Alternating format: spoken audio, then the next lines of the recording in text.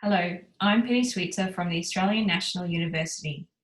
In this video, I'll present our paper Do Gamebots Dream of Electric Rewards along with my PhD student, Matthew Aitchison.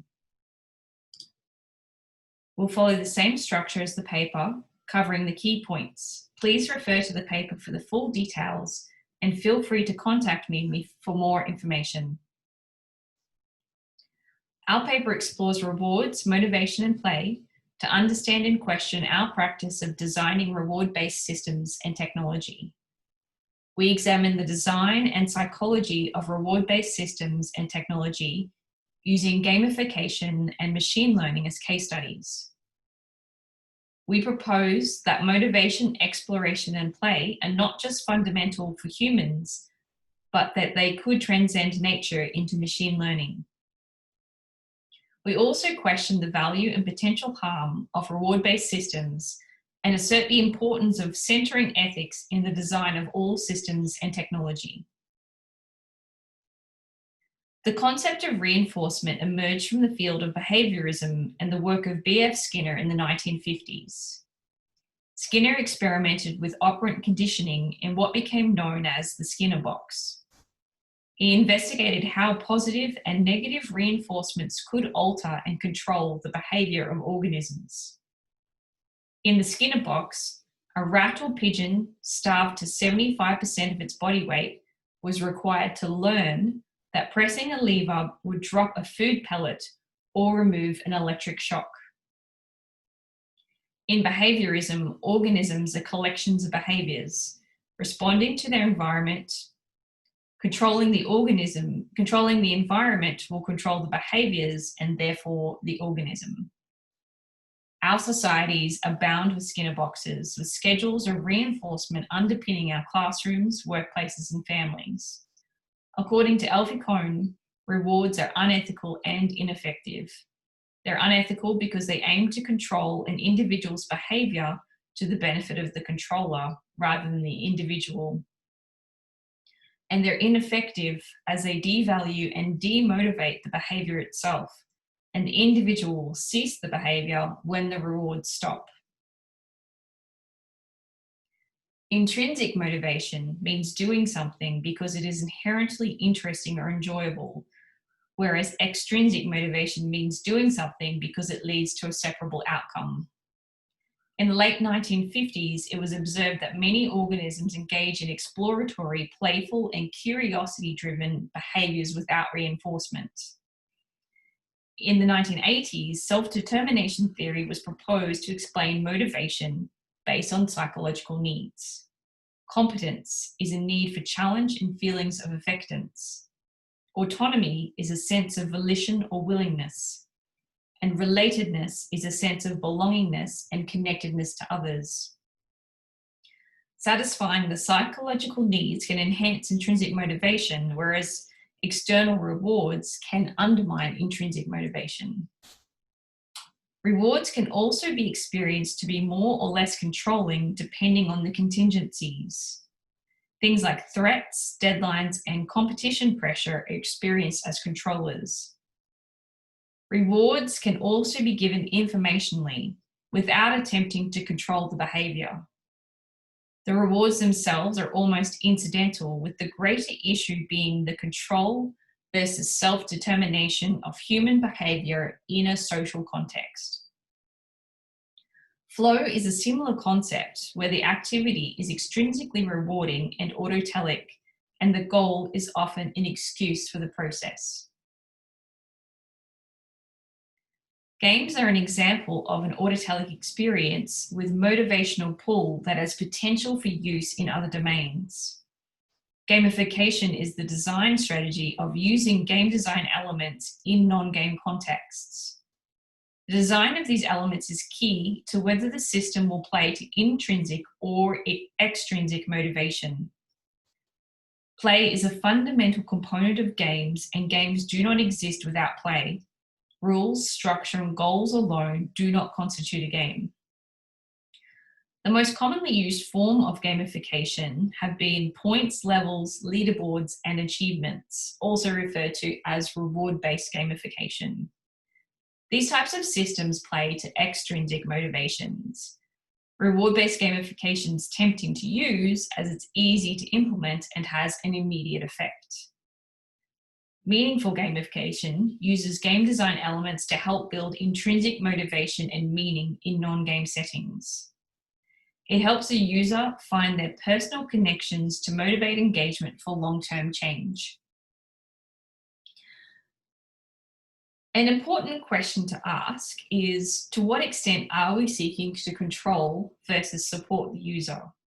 Consistent with self-determination theory, reward-based gamification can be experienced to be more or less controlling. Leaderboards can be experienced as a form of goal setting, and achievements can be experienced either intrinsically as competence boosts or extrinsically as ego boosts, depending on the design and the player. If we take a user-centered approach, asking how does this benefit the user for each design decision, we can seek to empower rather than control the user, putting the user first and the organization second. Going back to Cone, we can ask, is this gamification effective and is it ethical? And we can also ask the same question when we're designing games.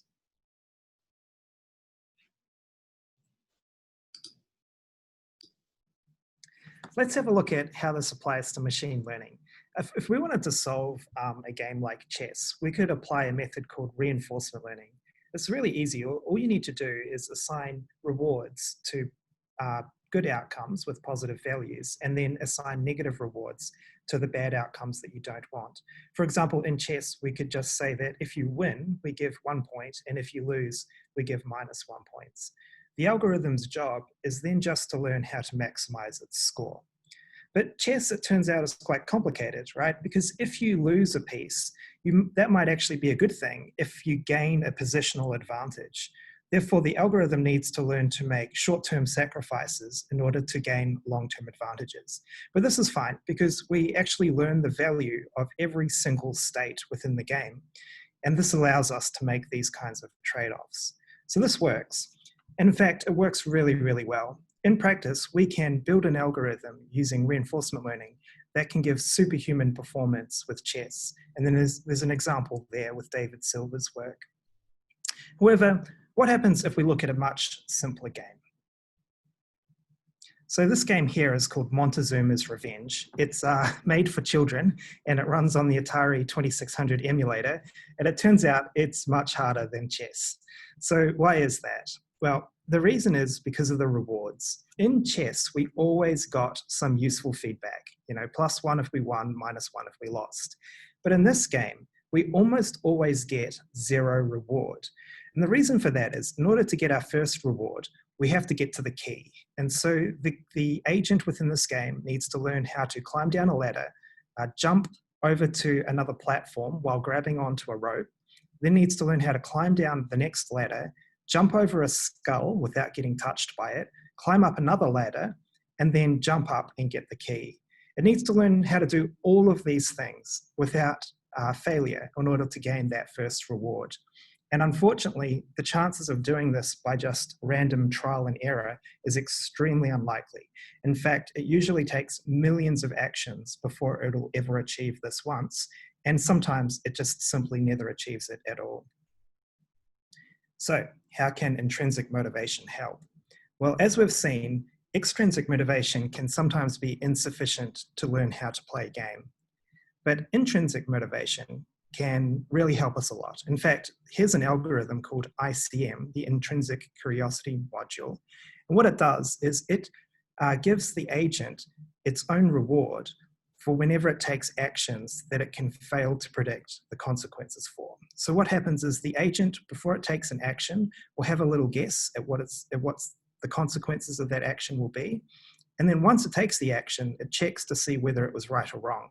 If it was wrong, it assigns itself a small bonus, and this will encourage the agent to revisit parts of the game that it doesn't fully understand yet, parts of the game where it doesn't know the outcome of its actions. And so this works quite well. In fact, in Mario, using just this intrinsic reward, the agent's able to explore the first third of the level. And this is without any information. So it's not told what it needs to do. It's not told that it needs to live or it needs to explore. It's just using this intrinsic motivation. And it learns how to kill enemies, how to avoid death, and how to explore part of this level. So as we've seen in reinforcement learning, extrinsic reward just by itself really isn't sufficient to solve problems. Even fairly simple problems that humans can solve, machines can't do just using extrinsic reward. In fact, we now use a lot of intrinsic motivation in many of the popular reinforcement learning algorithms.